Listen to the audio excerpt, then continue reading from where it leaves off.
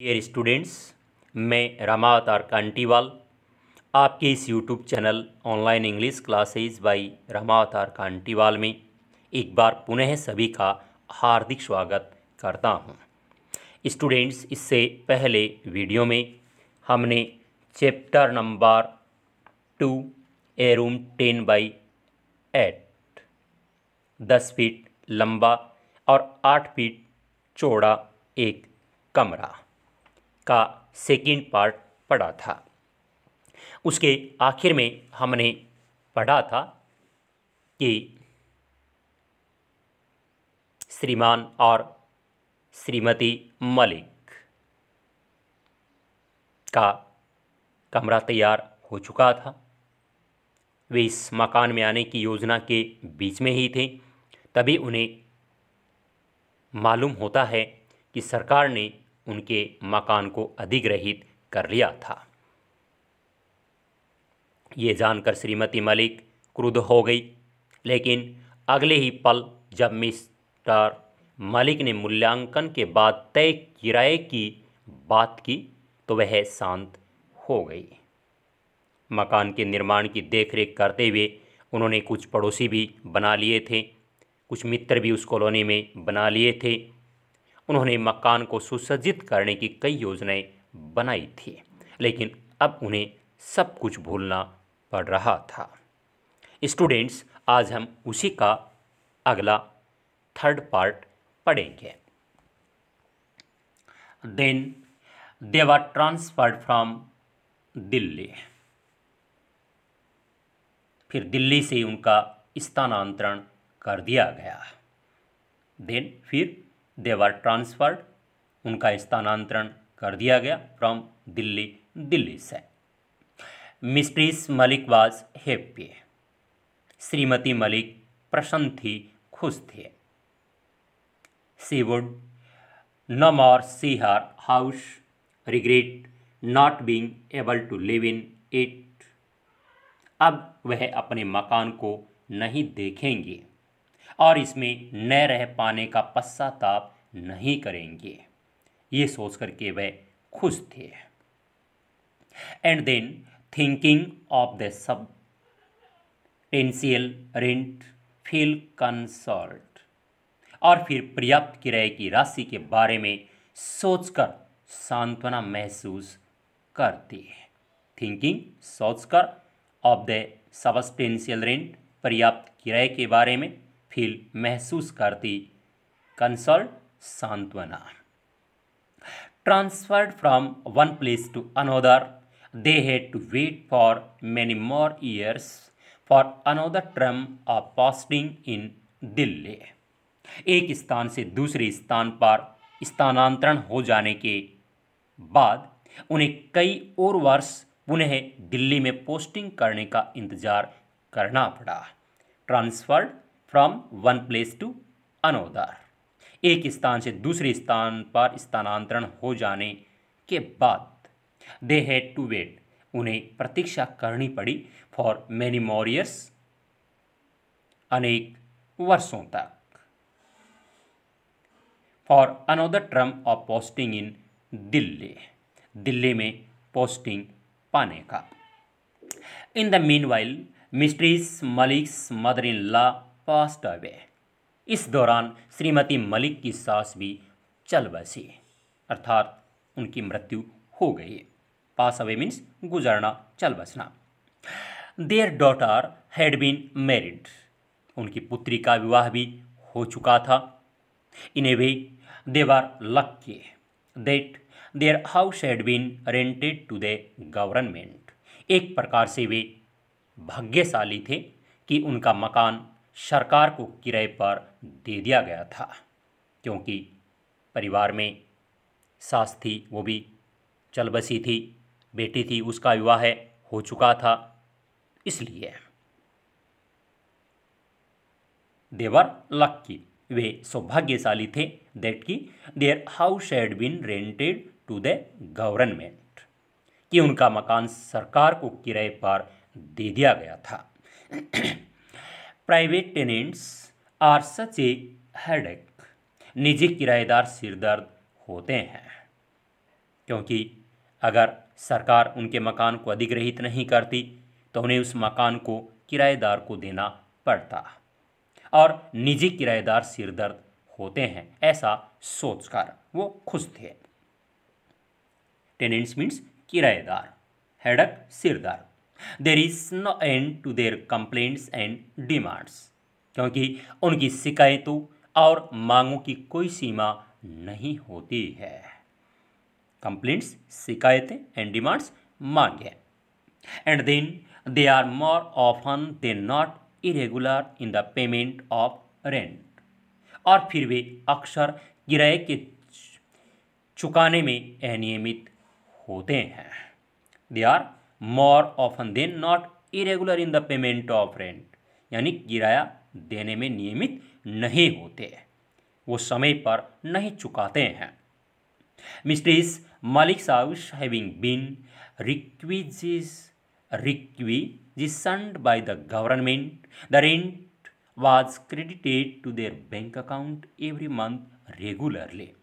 श्रीमती मलिक का मकान सरकार द्वारा ले लिए जाने के कारण किराया उनके बैंक खाते में हर महीने नियमित रूप से जमा हो जाता था। Mistress Malik's house having been requisitioned by the government, श्रीमती मलिक का मकान सरकार के द्वारा ले लिए जाने के कारण, रिक्विजिशन्ड बाय द गवर्नमेंट सरकार के द्वारा ले लिए जाने के कारण, रिक्विजिशन मीन्स अधिग्रहण कर लिया गया। द रेंट वाज क्रेडिटेड, तो किराया जमा हो जाता था, टू देयर बैंक अकाउंट, उनके बैंक खाते में, एवरी मंथ, हर महीने, रेगुलरली, वो भी नियमित रूप से। Only their son remain to be married now, अब केवल उनका पुत्र ही शादी किए जाने को बचा था। ओनली देयर सन, केवल उनका पुत्र, रिमेन रहा था, टू बी मैरिड नाउ, अब शादी किए जाने से रहा बचा। Mister Malik thought that they would rather be done with it before he retired, mister Malik सोचते थे कि उनकी सेवानिवृत्ति से पूर्व ही वे इस जिम्मेदारी से निपट जाएंगे, यानी रिटायर, सेवानिवृत्त होने से पहले ही वे इस जिम्मेदारी से भी निपट जाएंगे, अपने बेटे का विवाह भी कर लेंगे, ऐसा वो सोचते थे। Their son had been married, अब उनके पुत्र का विवाह भी हो चुका था। Mister Malik had retired from service, mister Malik नौकरी से निवृत्त हो चुके थे। हैड रिटायर्ड, निवृत्त हो चुके थे, फ्रॉम सर्विस, नौकरी से, सेवा से। But their house had not yet been released by the government, लेकिन उनका मकान अभी भी सरकार द्वारा मुक्त नहीं किया गया था। रिलीज मीन्स मुक्त करना, येट अभी भी, बाय द गवर्नमेंट, सरकार के द्वारा। Mister and mistress Malik lived with their son and daughter in law in a rented house, Shriman एवं श्रीमती मलिक अपने पुत्र एवं पुत्रवधू के साथ किराए के मकान में रह रहे थे। Mister and mister Malik lived, रह रहे थे, with their son and daughter in law, अपने पुत्र एवं पुत्रवधू के साथ, इन ए रेंटेड हाउस, किराए के मकान में। Mister Malik was still fighting with the government for the release of the house when his and came, mister Malik अभी भी अपने मकान को छुड़ाने के लिए संघर्ष कर रहे थे, तभी उनका अंत समय आ गया, अर्थात उनकी मृत्यु हो गई। Mister Malik was still fighting, mister Malik अभी भी संघर्ष कर रहे थे, विद द गवर्नमेंट, सरकार के साथ, for the release of the house, मकान को छुड़ाने के लिए। व्हेन, तभी, हिज एंड केम, उनका अंत समय आ गया। He passed away without being able to live in his house even for a day, वे अपने स्वयं के मकान में, घर में एक दिन भी रहे बिना चल बसे। ये पास्ट है, वे चल बसे। Without being able to live, रहे बिना। इन हिज हाउस, अपने मकान घर में। इवन फॉर ए डे, एक दिन भी।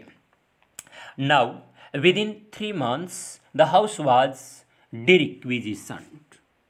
अब 3 महीने के भीतर मकान का अधिग्रहण छोड़ दिया गया।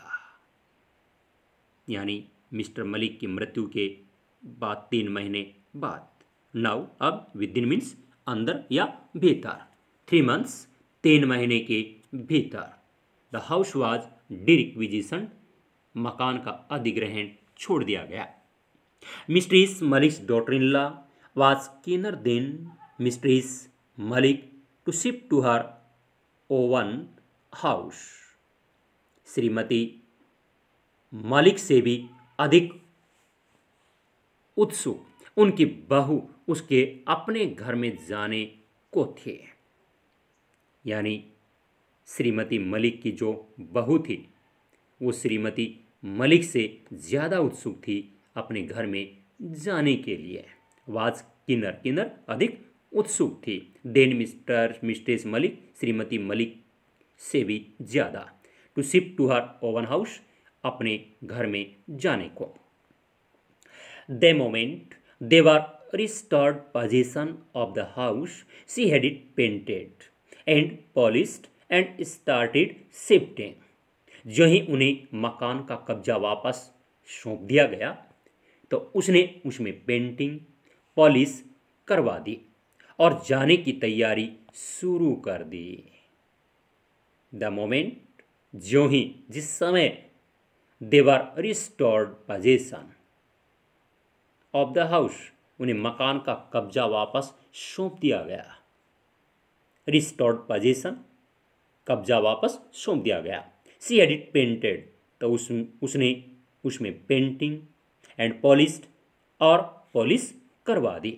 एंड स्टार्टेड शिफ्टिंग, और जाने की तैयारी शुरू कर दी। The furniture dealer had been ordered to supply a number of pieces which he did. Furniture के व्यापारी को कई सारी चीज़ों का आदेश दिया गया जिन्हें उसने भिजवा दिया।